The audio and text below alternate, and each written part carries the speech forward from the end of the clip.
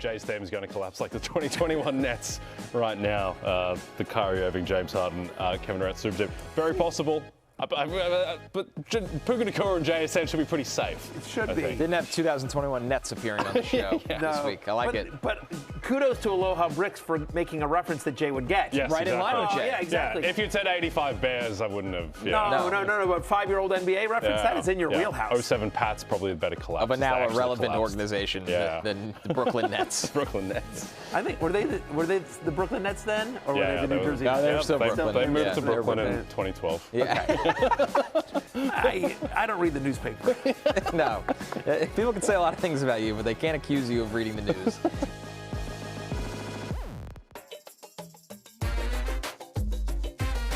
Fantasy Football Happy Hour with Matthew Berry. Welcome to the Fantasy Football Happy Hour. That was some of our finest work at the top of that Photoshop. Can't believe you forgot about the 2012 Nets, first year in Brooklyn. Gerald Wallace, they traded, they mortgaged everything. Isn't that time for you right now? Yeah, you missed a great AI shot of yourself as well. Terrifying visual. Well, no, I'll tell you exactly what I'm doing. No, go ahead. What are you doing? The show started. I know I'm live. Thank you very much. I appreciate it. That's pretty good. I'm on my trade deadline in my Dynasty League is literally right now. So I'm sending in a deal. I'm sending in a deal. So you guys talk while I do that, and then I'll explain what I do. Right. That's fine. It's good. It's keep it open or close it out day. There you go. We'll do the TV show. We'll have your start, sit, questions, answer. Blind date is back with a little bit of a twist on it, so you'll have to wait for that. And we have our Back to the Futures bets, as we always do here on Wednesdays as we look into the crystal ball. But at the top, we got some big news. And by big, Jay, maybe bigger by the story rather than the impact. Phillip Rivers officially on the Colts practice squad, and he reportedly could even start this week at Seattle. Okay, so firstly, I think he's going to start because they changed the practice schedule from a walkthrough and 2 practices to 3 full practices. There you go. Why are you going to do that unless Good giveaway. You're going to start the 44-year-old quarterback? Secondly, my football team, the season's turned into a bad Disney movie. Hopefully, instead of Nemo dying, it ends with the Colts winning the AFC South somehow. But look, I think... For the record, Nemo does not die. I meant Nemo's mother. Oh, for the love of God. Nemo's mother definitely dies. So it's a tough opening dangerous scene. spoiler. Oh, my God. It's the opening scene of the movie. I'm not spoiling anything, that Nemo's mum dies. I understand. He was raised by his father. I know, but it's a sad. Good God. No, Nemo very much lives. He lives through Finding Dory. Nemo's very resilient. It feels like he should have died a lot of times, but it's actually not realistic. Nemo's like Kenny in South Park. Right. People don't usually make that comparison. The first movie I could buy. The second movie where they're driving, where the fish are driving the truck down the highway. They went too far. It gets a little nutty. Yeah, it gets a little nutty. Yeah, it got a little silly. But look, in terms of what this means for the Colts, here's the thing. I know Riley Leonard was going to be bad. I don't know what the hell is going to happen with Phil Rivers. So it introduces more variance at least. Certainly makes it more compelling from a football perspective. So we have this tweet from Stephen Holder. Yeah, asked about how they'll proceed this week. Steichen indicates that Rivers could start independent of Riley Leonard's status. Leonard will practice today on some level, Steichen said. They'll be evaluating Rivers through the week and decide accordingly about Sunday. Right. Tell me you hate Riley Leonard without telling me you hate Riley Leonard. It's not a great indictment of Riley Leonard or we his would like this guy status. who hasn't played football in over 4 years and is 44 years old. Is 44 years old, hasn't played football in almost 5 years, and oh, by the way, just got here. Yeah. We prefer him on the road at Seattle than you, Riley Leonard, who's been in camp since the beginning of the year. I think the Colts win on Sunday. Screw it. Wow. Here's the thing. You can make a lot of money off that bet. Yesterday you took the Colts plus 13. Are you still backing that? Here's the thing. Here's what I would change. I think that, so right now the Colts, their money line's like plus 730, right? To win in Seattle, which isn't great. They're 13.5-point dogs. Their money line is being priced like they're a normal 13.5-point dog.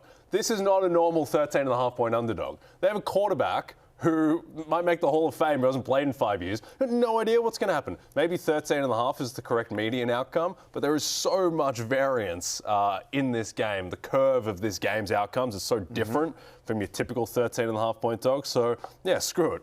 Colts win 21-20. Let's do it. Wow, that's a take.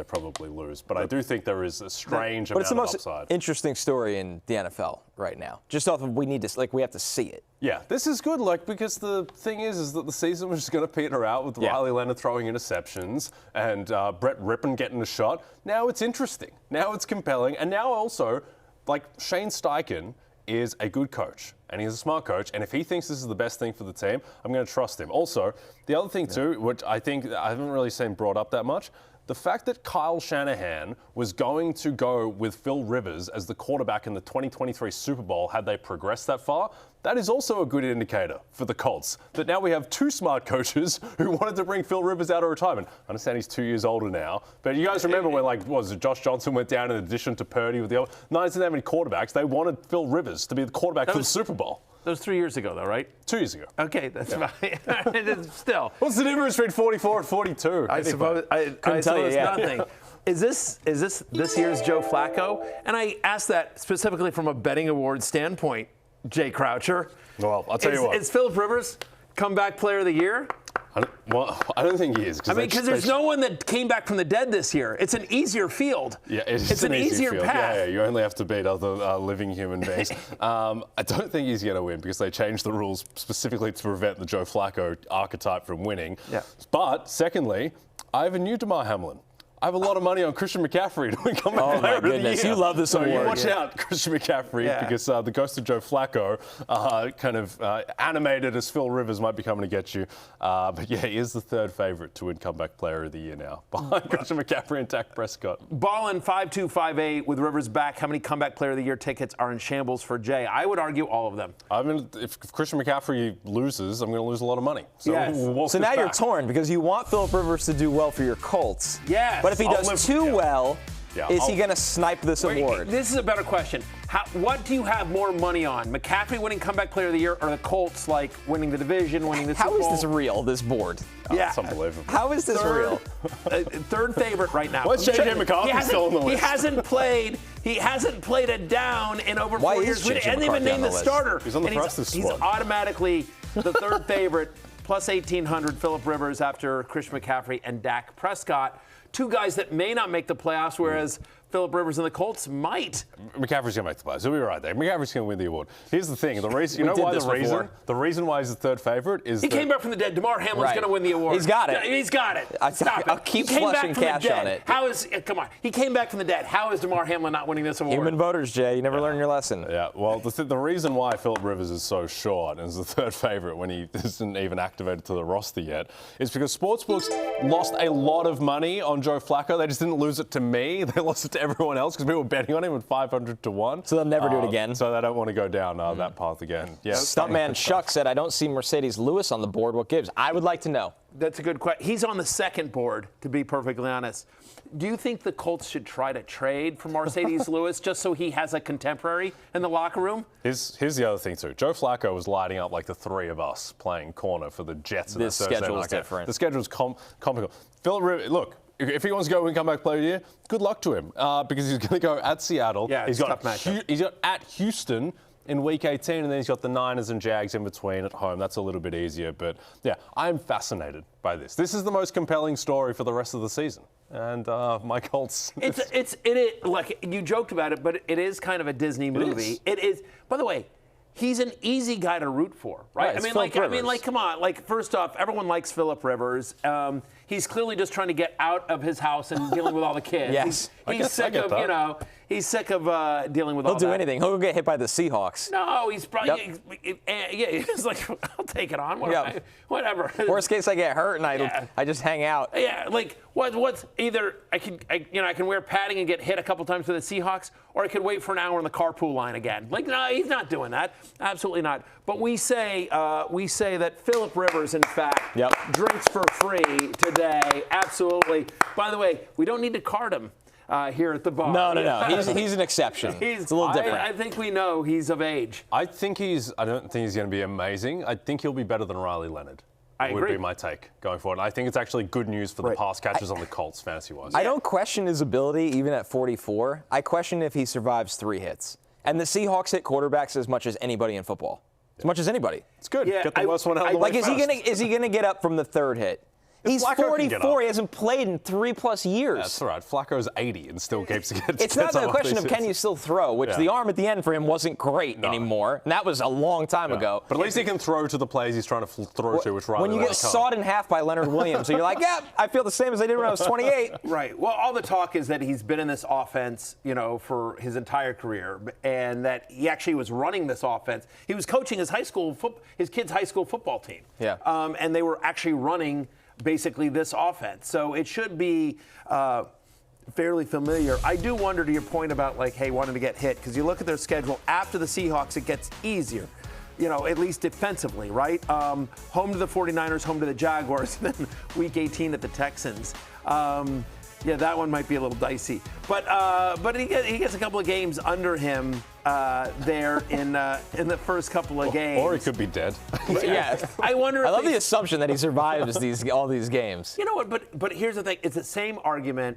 The Phillip Rivers argument and wanting to get hit, all this stuff. It's the exact same argument that we made about Joe Flacco going to Cincinnati. And everyone was like, and people were yelling at me because I was saying, this is great for Jamar Chase. This is great for fantasy, great for T. Higgins. And people were like, he's old. He's going to die behind that line. That's the worst offensive line in football. He's going to crumble, blah, blah, blah. And I'm like, Joe Flacco is a very experienced quarterback who is going to get rid of it very quickly. Yep. And similar to Phillip Rivers is going to have a very quick release. He's going to be in shotgun most of the time. And oh, by the way, one thing that Joe Flacco and Phillip Rivers have in common, they both don't mind chucking it deep, and they both have that YOLO F it, somebody's down there somewhere. Flacco's still got the juice in the arm, though. That arm is wild for a 40-year-old. Yeah. Rivers at the end 4 years ago, I was like, it looks a little different. It was playable. He was solid. He was pretty good in 2020. It wasn't. I'm being the Debbie Downer today on this show. Yeah. I don't think this is going to go well. Saying, whatever. Regardless of whether he can chuck it like Flacco. This is a wild conversation. Yeah, look at Aloha Bricks, Phillip Rivers, or J.J. McCarthy rest of season. J.J. McCarthy. Fair question. J.J. McCarthy. He's right. J.J. McCarthy. Yeah, you have finally found a way for me to defend J.J. McCarthy. Great job, chat. Yeah, to be fair, when Rivers, because he was solid in 2020, they made the playoffs. They won 4 of the last 5. They went 11-5, 11-6, or whatever. The chat makes an important point. Brian Hickman said Rivers isn't playing on Monday Night Football against the Niners. He doesn't drive at night anymore.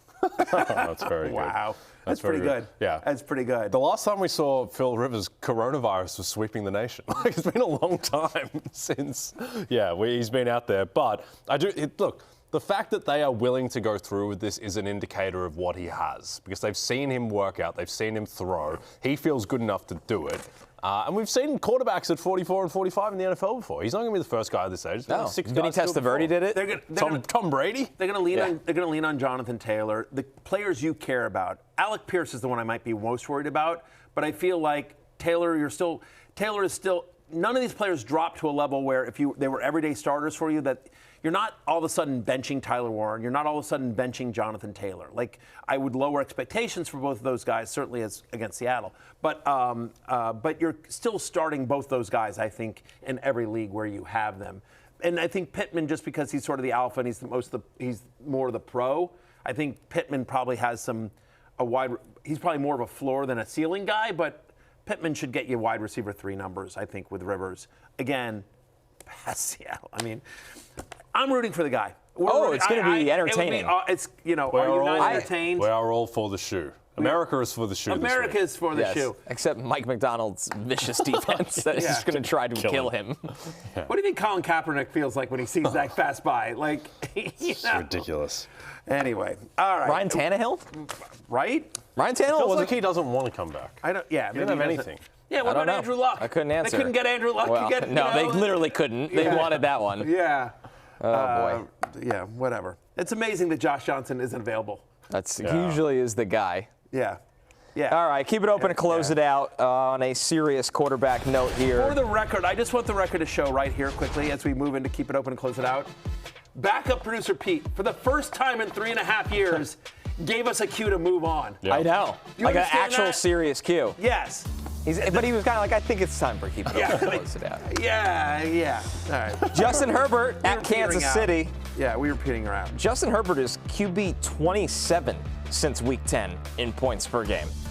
That is not good. This offensive line cannot protect him. Is anything going to change in Kansas City, Matthew? Where does he come into for your ranks? He comes in at quarterback 18 for me. I'm closing it out. Look, 4 straight games with under 15 fantasy points since week 9.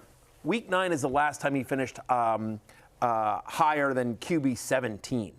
And part of the reason is, my best bet for Monday Night Football, which was under 31.5 passing attempts, cashed fairly easily despite an overtime game.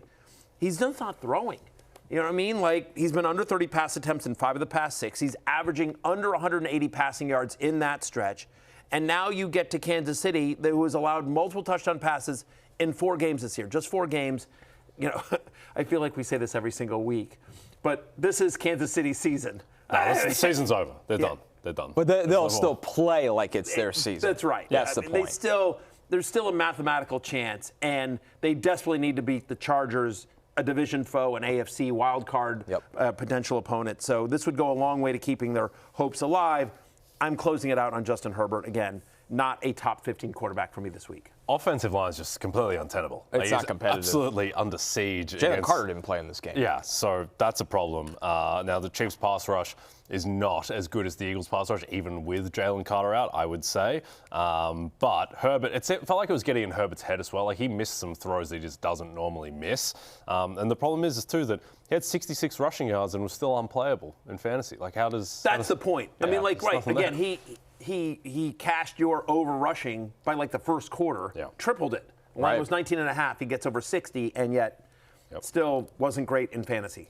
Yeah, he had 41 dropbacks, but to your point about your bet, it doesn't matter because he was sacked 7 times and he runs for his life on all the other ones. That's right. So, like, the actual throwing attempts are just not going to be there. So, yeah, I'm with you on the Herbert take, Matthew. Ashton Jeanty is our first running back. He's got the Eagles under 35 rushing yards in 3 of his past 4 games. I don't think that surprises anybody here, Matthew. Is Jeanty as big a Jeanty a big bust, as big a bust as there's been in terms of can't miss talent, stayed healthy all year? Right.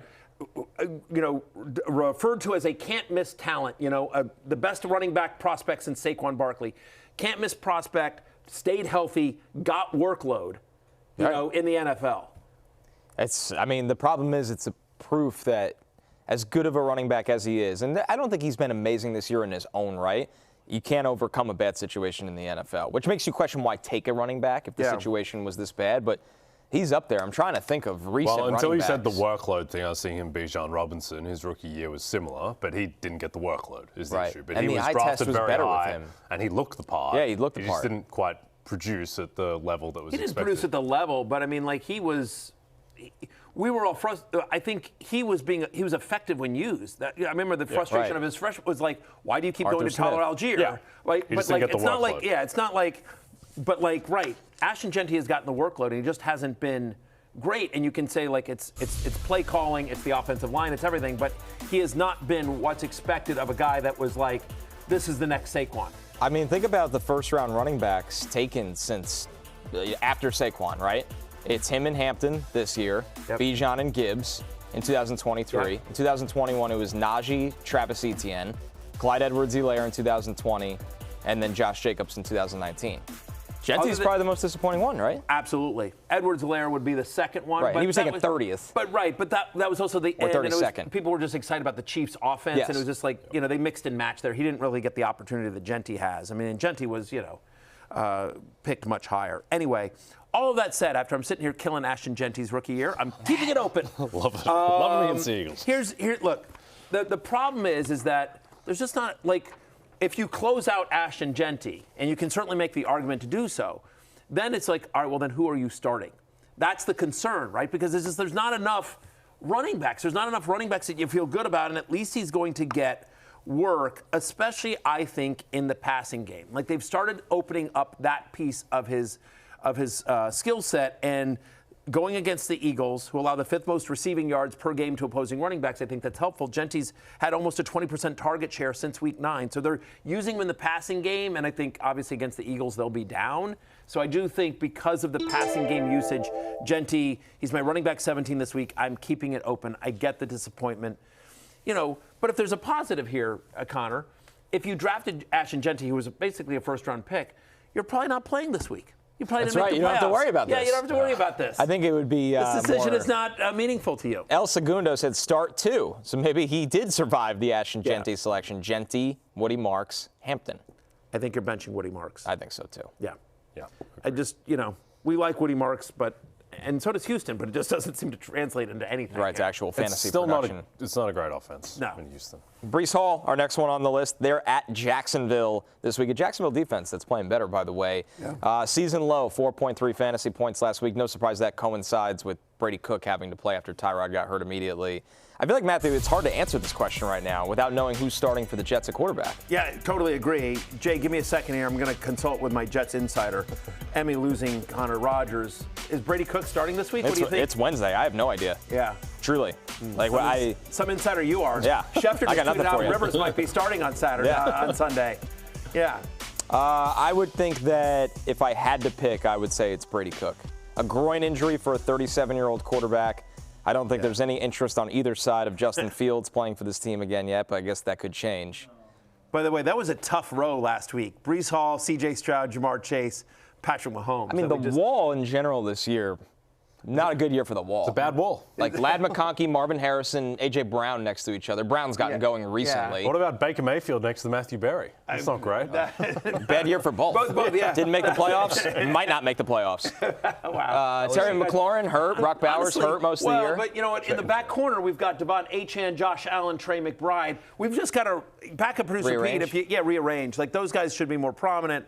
Yeah, I mean, McCaffrey stayed healthy all year. He's been awesome, but I think been a tough year for. I think Jalen Hurts comes off the wall. I think Jalen Hurts is. I think what he did on Monday night. I mean, it is not wall worthy. That one more bad game and we can have that conversation. But in terms of Breece Hall, it's borderline for me. I'm at running back 23, so I'm as a high end flex, low end RB2. But I'm closing it out. You mentioned the Jags defense, right? I mean, they're allowing the lowest rush yards per game to running backs this season.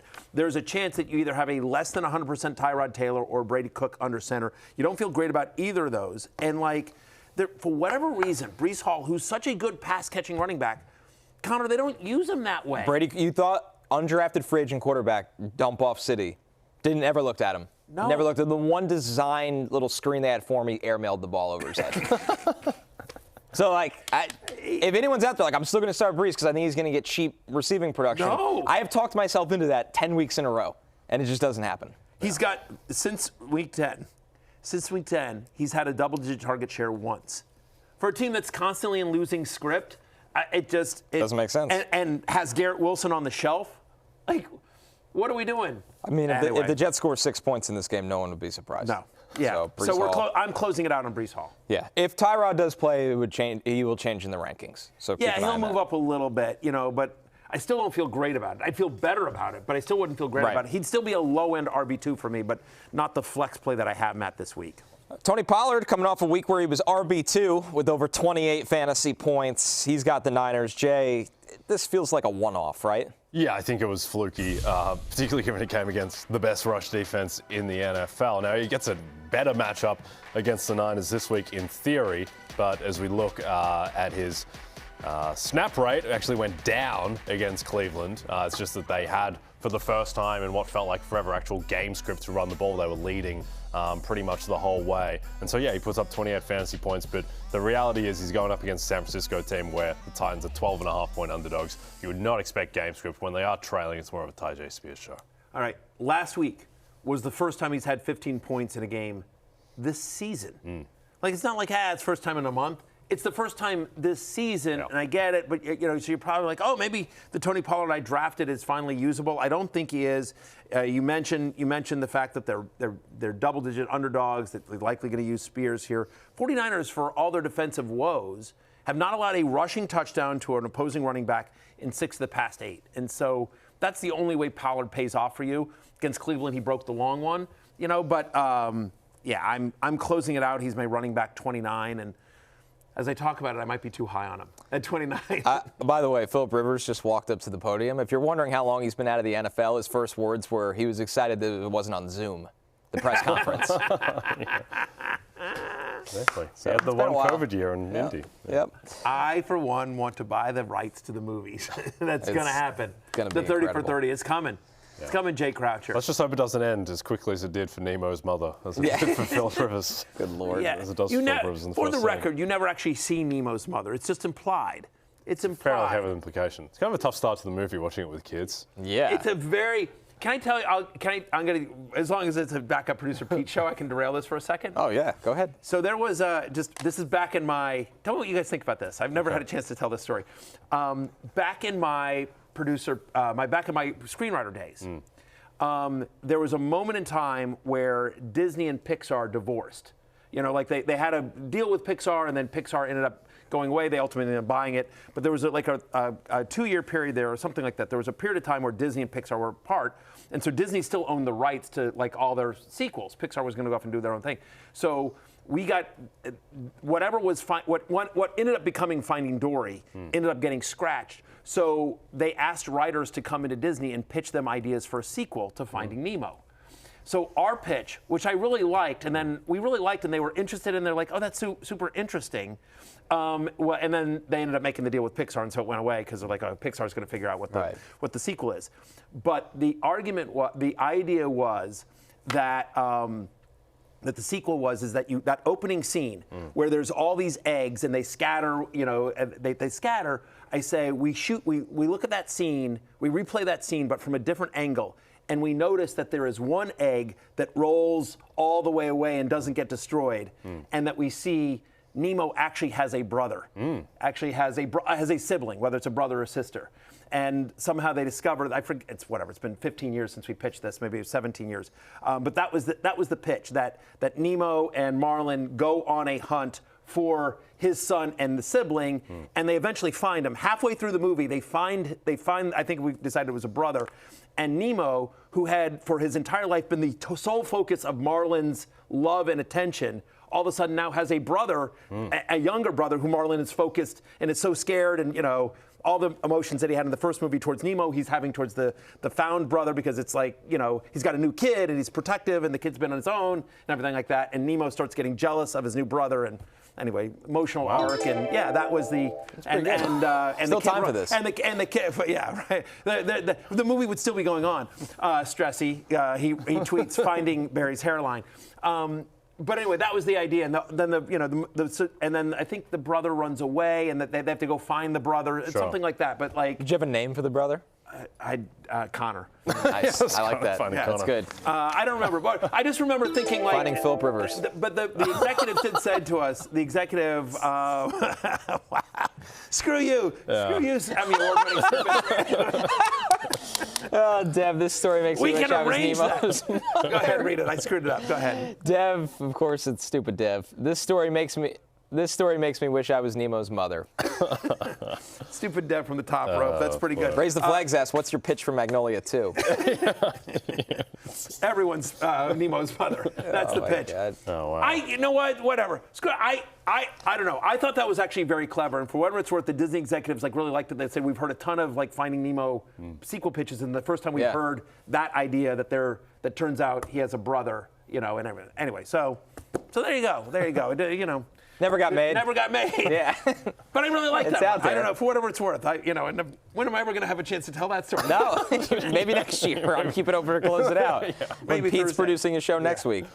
Okay, pass catchers. Wow, it's been a while since we talked about anyone in fantasy football. Terry McLaurin, he's got the Giants under 55 receiving yards in 4 of 6 games this season. Jaden Daniels hurt once again, Matthew.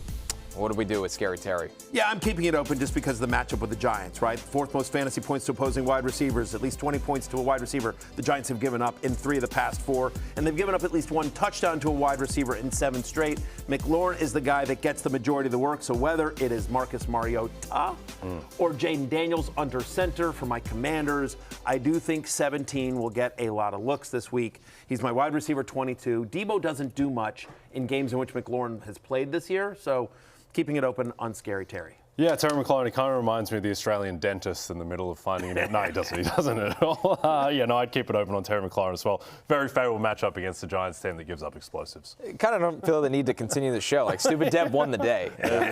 He really did. I'm kind of just done. But we will move on. Stupid Dev might make the regulars' power rankings. After that comment, that's a top 5 comment. It's probably others receiving votes, let's be clear. But, whatever. Yeah, we'll see.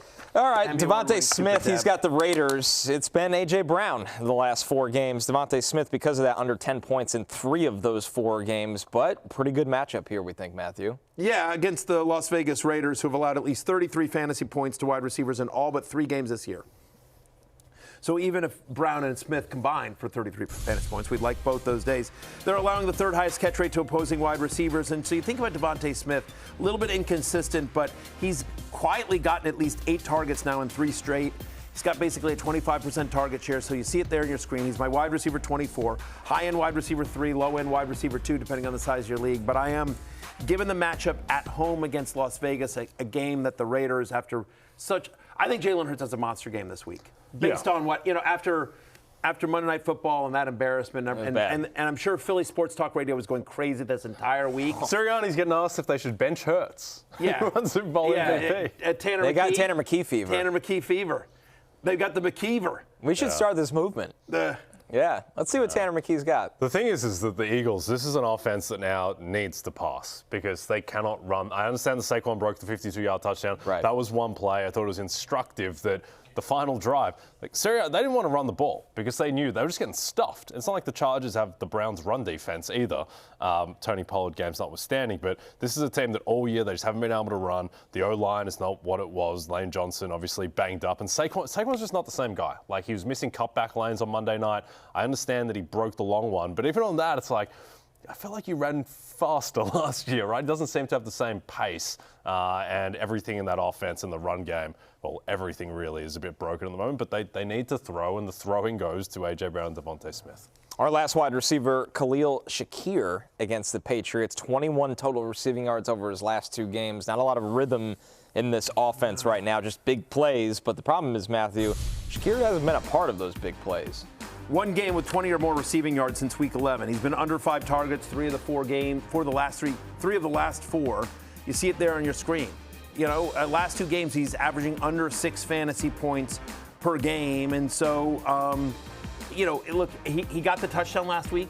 That was his first end zone target of the year, and that was like on a scramble play. Like, he clearly wasn't the first read there.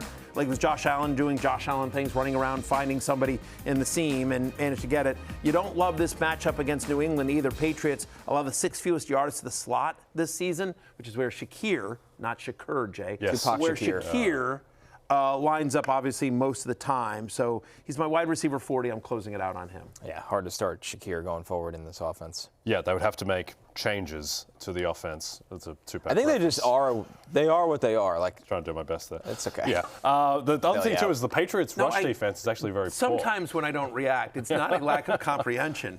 It's right. I wanted to save him. Yeah. Move on. We've had the recurring Shakur joke for 6 weeks, so we're going to inject something new. No. Admittedly, it's not a signature. It's hard to connect the dots. To be clear, I'm just going to help you out. Give me a second here, guys. Give me 1 second just to help Jay out a little bit here.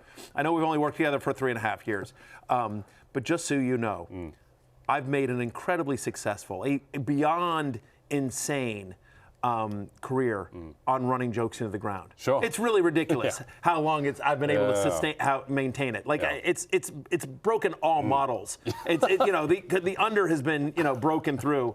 But yes, I've managed to make a career on running jokes in the ground and not adding to them. I appreciate the attempt, but no. No, stick with what works. Yeah, no, I've heard that your best friend C.D. Lamb is called Eights. Call him Eights. I've buddy Eights. Heard about that for seemingly longer than 4 years. Even though I've only known you for that duration. Yeah, the other thing with the Patriots, they've sneakily got one of the worst rush defenses in the NFL over the past 5 weeks, and the Bills not afraid of running. I believe they have the worst red zone defense in the NFL, which is very. I think it's a great defense. Very odd stat. Yeah. Well, because here's the thing with the Patriots. I said this, and I mean it in the most respectful way. It's amazing where they are because they are not that talented yet. Like, it's year 1 for Mike Vrabel. They are going to be much more talented in 2 years. Yeah. They got some guys in free agency. They had that draft, but they're still kind of piecing it together. They're punching above their weight, which is a credit to coaching. Yeah, they're and also Drake playing like the Jets and the Bengals with Flacco every week. They've got an unbelievable schedule, but there's a very real scenario. But they beat the Bills. Yeah, They did beat the Bills. That's what I was going to say. Yeah, there's a very real scenario where they are the number 1 seed in the AFC. Sure. Yeah. And the playoffs go through Foxborough, Right. Yeah. and weird stuff happens in Foxborough. I don't think there's can absolutely make the Super Bowl. 100%. Well, of course. I mean, Is that a hot take? Like, I don't think, right. Everyone in the asked, AFC sucks. When that was my point. I went to. Besides the Texans. I was asked. I did a quick thing in Kansas City, and they asked me for my Super Bowl prediction, and just like on the spot, I said, Patriots Rams. Sean McVay gets his revenge. I'm going Bills-Rams. I'm putting my faith in Josh Allen. That's worked before. I have Well, this year it doesn't have to go through Mahomes. Mahomes isn't going to be in the playoffs. 100% faith in Josh Allen, not 100% faith in everything around him. Less than 100% faith in everything around I'll him. take the Bills. I like Bill They're the best player Ballo in in the football. chat saying, does Jay have an interview today? Yes. Jay does. New jobs. Yeah. My we got 4 out of 10 another two-pack jokes didn't DraftKings live. commercial after this, and they don't like Jay presenting himself as anything other than as very professional. Yes. Mr. exactly. King. Mr. King sends the note. Yeah, the crown is not yours. Yeah. No. That's when you learn. They tell you that, but Mr. King likes me to go to court. He likes my court Yeah, attire. exactly. I am technically a lawyer, even Yeah. if Lionel Hutt's bad lawyer. can you technically a lawyer. practice in the United States? Cannot practice in the United States. To be fair, I don't think I can technically practice in Australia either. So no country will So what's have. the point? Well, I'm on the Supreme Court roll. It's just it's not valid anymore. So I have to re-up it.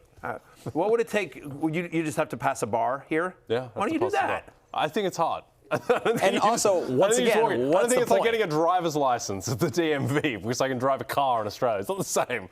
I think you guys have different laws here. Yeah, we do. Yeah, just But so walking what? past the New York bar. It'd just be Great. fun for something for you to have. Yeah, it'd be fun. I just, Yeah. you know what? Instead of one of Seems the like a massive instead of one of the project. many dinner bets we have that you never pay off on, maybe that's the next bet I'll do. Is you have to go Okay, get I have to go, yeah, become a because practicing I could lawyer in use some America. legal advice. I'm in some scrapes. All right. You want to talk Theo Johnson? Yeah, let's. What'd you do with Khalill Shakir? You closed it out. I closed right? it out. He's okay. yeah, I'll talk Theo I said Johnson. that. Yeah, talk Theo Johnson. What are we doing with Theo Johnson this week? He's got the Commanders. He's got one game with more than 3 receptions since week 6, and I would still start Theo Johnson because the rapport between him and Jaxson Dart is good. They've come close on a couple big missed plays. And Matthew, here's the big secret sauce on this one. He's got the Commanders, who look dead right now. They've given up double-digit fantasy points to opposing tight ends in 6 of their past 7 games. Theo Johnson, one of the big end zone targets for Jaxson Dart. He's my tight end 10. I'm keeping it open as well. I like Theo Johnson. I know there's been, when he was in college, did he have issues with the hands? It feels like catching has been, he hasn't been the smoothest pass catcher this year. But Yeah, he's had some drops where you're like, Got yeah, a bad like one that in one. the end zone on a bomb Yes. from Dart against the Patriots. yeah, Right. he's had some It bad was a drops this beautiful year, but throw. he feels like he's good route runner, blocks well, Right. physical, like. He's out there. I know they like him. Right. And when Dart Sounds runs around like a beautiful. lunatic, Right. Theo Johnson can kind of be a beneficiary. But was of that one of the hallmarks of him in college was just not He great needed hands? to improve as a blocker for his size and consistently catch the ball. It's wild because him and Tyler Warren shared the tight end role in that offense, and they both had drops issues. And then Tyler Warren went back to school and caught literally everything right, yeah. and turned into a superstar. Theo Johnson has been, I think, pretty good He was considering where they picked a him. 4th-round pick. 3rd or 4th round pick. So, yeah, I would start Theo Johnson this Anyway, week. we're keeping it open on Theo Johnson. He's the man we all wanted Mason Taylor to be earlier in the year. New York tight end basically, yeah. over Chiefs. I still Except hold he's got out a hope for quarterback. Mason Taylor long term. Yeah, none of it is his fault this year, No. I'll tell you that. Keep it open or close it out. Recap for the week. Justin Herbert's a close at QB 18. Ashton Jeanty stays open in the top 20 running backs, really volume-based. Breece Hall, if it's a Brady Cook game, and it's a close game for Breece Hall. Tony Pollard, kind of a one-off performance, so not open right now unless he somehow pulls that off again. Terry McLaurin stays open, as does DeVonta Smith. But Khalill Shakir is a close, just not getting it done volume-wise. Theo Johnson stays open at tight end 10. We're going to take our first break. Oh, we got a little Breaking news Oh, here. this is a big one. Yeah. Dan Quinn announced Marcus Mariota will start this Sunday versus the Giants. Jaden Daniels has been ruled out. Tough. You have. Did you go to- Well, I have a bye, Matthew, so it doesn't matter for me. Oh, thank God for you. He'll be back next week. Okay, maybe. Good. This is the right move. This is the right move, and Mariota becomes a very interesting streamer against the Giants if you need somebody. He can't be worse than Jaden Daniels was last week. Anyway. No, he certainly can't. But no, you prefer him to, the C.J. Strouds of the world. Yeah. I think I prefer Mariota against the Giants. Take that, C.J. Stroud. Yeah. Blind date after this.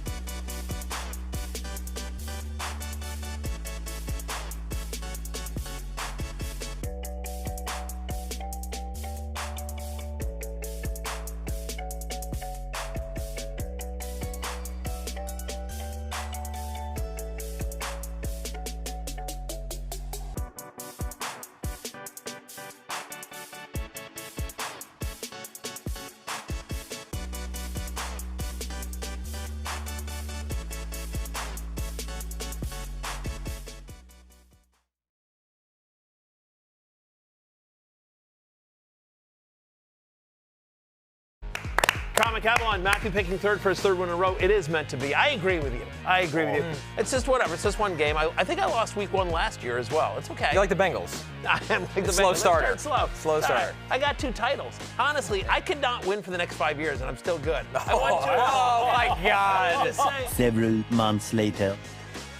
I started out 0-7. Yep. I was 0-7. Maybe you shouldn't and I have done that. clawed my way back to lose out on the playoffs by a tiebreaker. This is the greatest season I've ever played. You got the league should be Finished embarrassed. 8th in a 12-team league. I started 0-7.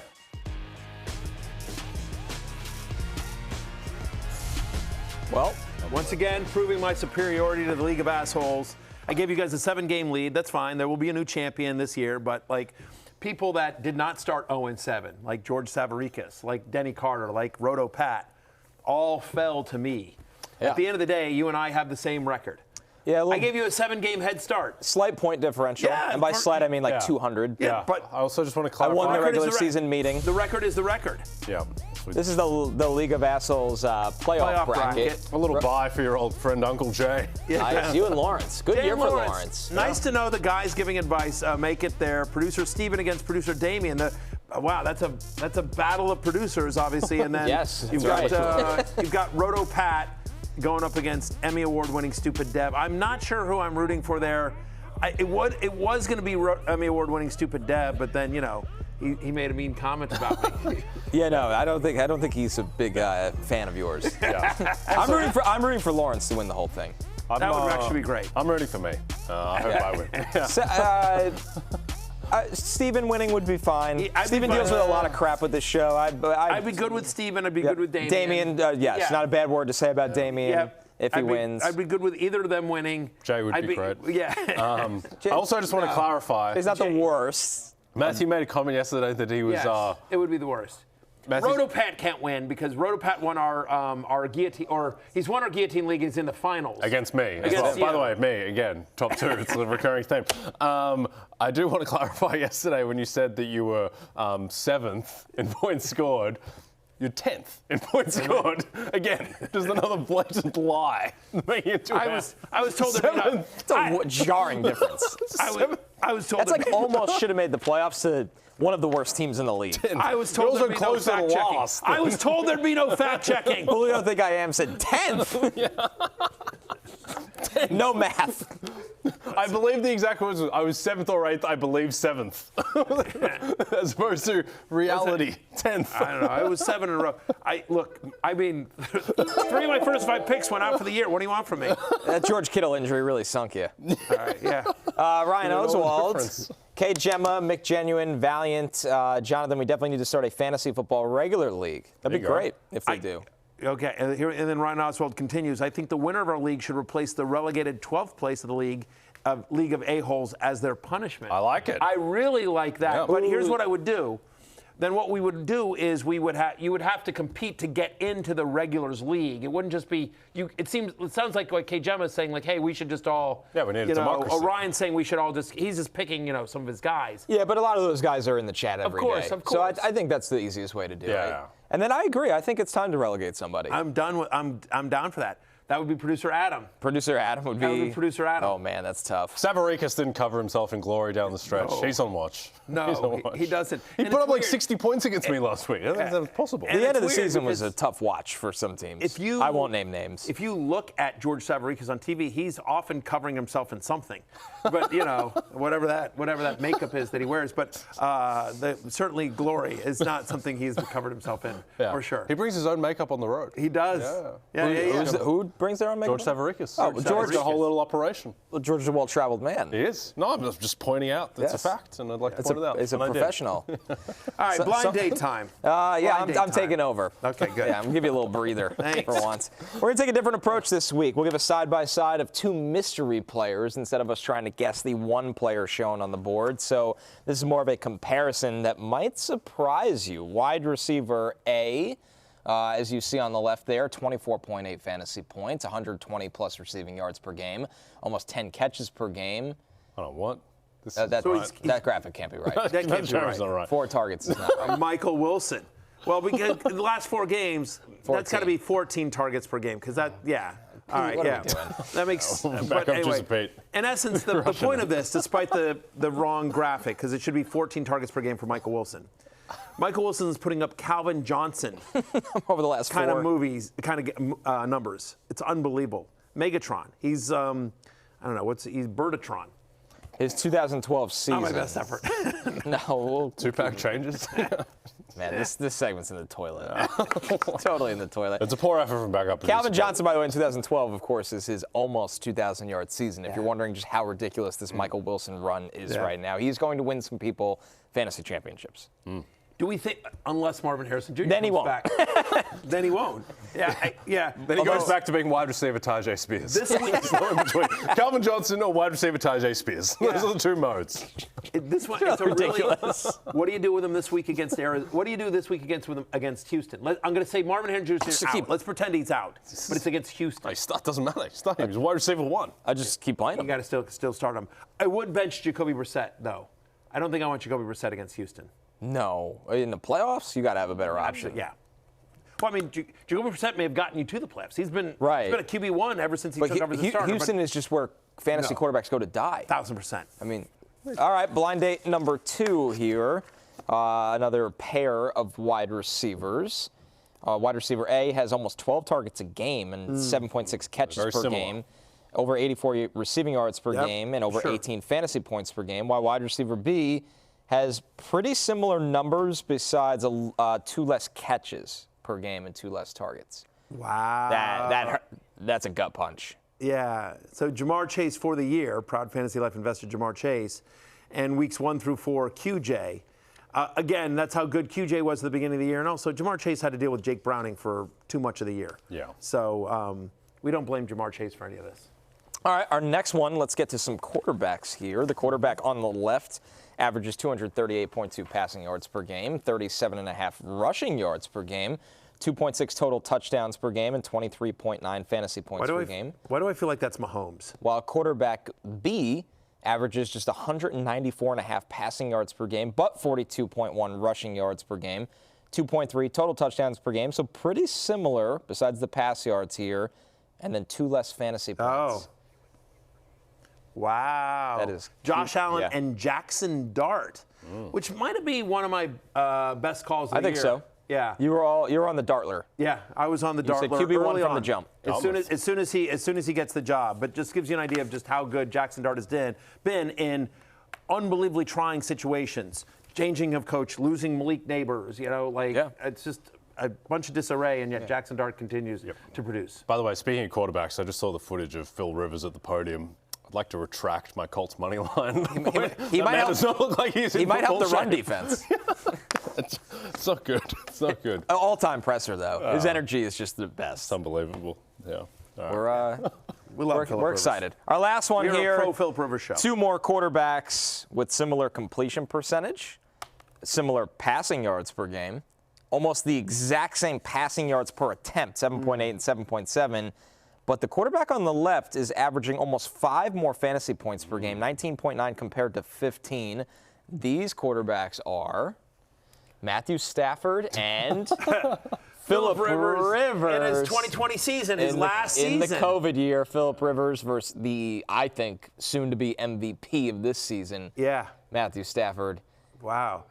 Touchdowns obviously pretty different. Yeah, it's but almost still, like scoring matters. What if Phil Rivers had 24 touchdowns or something that season? Stafford's on pace for 40 plus at this point. 24 and 11. Yeah. That seems like a very specific number that you managed to recall good at one. the top of your head. I'm a Colts man. I know everything about the Indianapolis Colts. Sure you do. All right. I knew it because I looked at it last night. Okay, Phil Rivers yeah, stats. there you go. All right, we're taking one more break. When we're back to the futures. Honey, can you come read a story to the kids? Rio misses you. No, I'm looking up Philip Rivers stats from 2020, Sophia. 2020.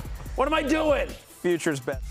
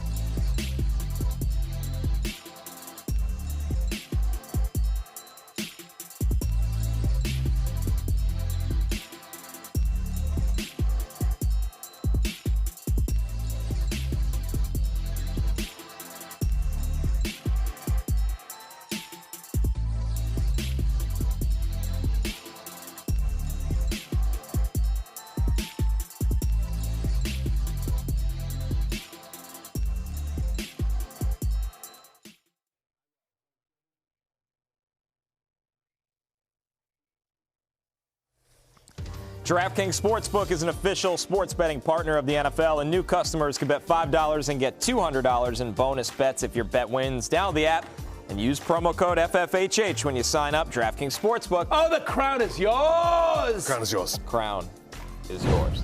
It's time for Back to the Futures. Jay, dipping your toes into the Coach of the Year market, I hear? Yeah, Kyle Shanahan is my white whale. Call me Ahab. Here we go again. Talk about running back bets. Kyle Shanahan is plus 1,600. The price of him running the slate to get to 13-4 and Mike Vrabel taking at least one more loss is plus 600. That is what I think Kyle Shanahan's price should be to win Coach of the Year. He does that. His team has been completely decimated by injuries. He plays in prime time in week 16 and 17 against my Colts and your Bears. And I think that if he runs a slate, he has a very good chance to win Coach of the Year. He should have, but he also ran the slate for 6 games with Brock Purdy, who was his third quarterback that year, and didn't win it.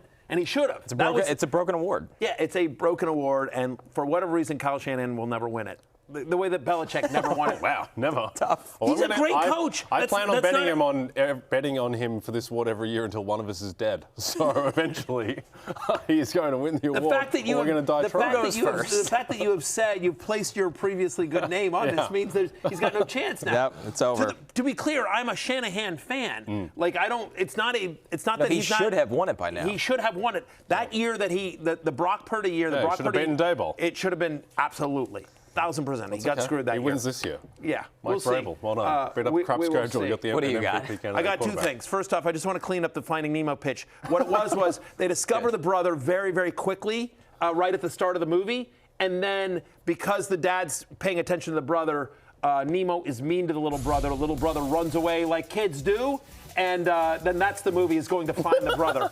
Elliot Morgan said, I listen every day. I'm a mailman. I've listened to all of my other podcasts for the day. It's either listen to this or deliver in silence. Please don't tell that Nemo story again, and thank you. Appreciate you.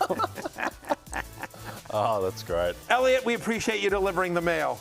And listening every day. Please continue to listen every day. And by the way, you delivered that joke very well. I'm taking Phillip Rivers, comeback player of the year at plus 1,800. Jay Croucher. Talk about broken awards.